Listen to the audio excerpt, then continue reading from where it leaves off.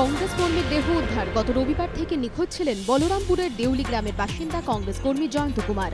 বুধবার বলরামপুরের ইছাডির জঙ্গল থেকে জয়ন্তর দেহ উদ্ধার হয়।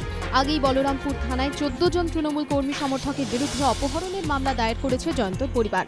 জয়ন্তর দাদার অভিযোগ, মঙ্গলবার তাঁকে থানায় ডেকে মামলা প্রত্যাহারের জন্য চাপ দেয় পুলিশ, যদিও পুলিশ অভিযোগ অস্বীকার করেছে। দুর্যোধন প্রামাণিক নামে এক তৃণমূল সমর্থককে গ্রেপ্তার করেছে পুলিশ। ঘটনায় তাদের দলের কেউ জড়িত নন বলে দাবি তৃণমূল জেলা নেতৃত্বের।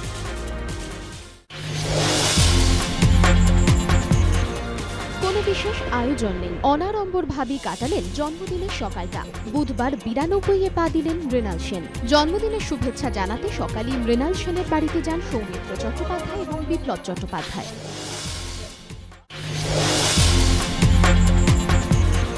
বিশেষ নির্বাচনী পর্যবেক্ষক রোগটা ধরতে পারছেন না, তাই ওষুধ কাজ করছে না। রাজ্যে তৃতীয় দফা ভোটের পর থেকে এই অভিযোগ তুলেছিলেন বিরোধীরা।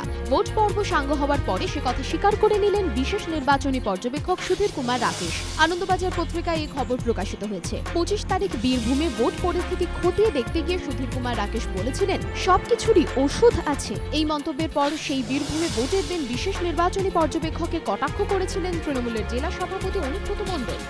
সোমবার শেষ দফার ভোটে সুধীর কুমার রাকেশকে প্রথমবার বেদি ভবনে তাঁর অস্থায়ী আবাস থেকে বেরিয়ে হাড়োয়ায় ছুটতে হয়েছিল।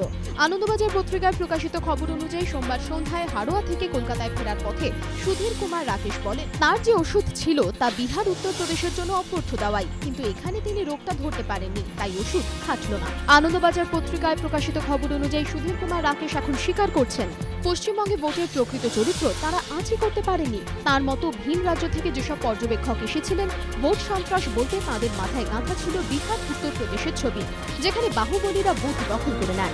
কিন্তু এখানে যা ঘটল তা বিহার উত্তরপ্রদেশকেও হার মানায়। আনন্দবাজার পত্রিকার প্রতিবেদনে বলা হয়েছে, 2011 সালের বিধানসভা নির্বাচনের সময়ও রাকেশ পুলিশ পর্যবেক্ষক হয়ে রাজ্যে এসেছিলেন। তাহলে তখন কি তিনি বুঝতে পারেননি রাজ্যে ভোট কেমন হয়? আনন্দবাজার পত্রিকায় রাকেশের ঘনিষ্ঠ সূত্রকে উদ্ধৃত করে বলা হয়েছে, সেবার রাজ্যে যে পরিবর্তন হতে চলেছে তা মোটামুটি পরিষ্কারই ছিল। ফলে সেবারের আবহাওয়া অন্যরকম ছিল। পশ্চিমবঙ্গ মডেল সে ভোটে সক্রিয় ছিল না।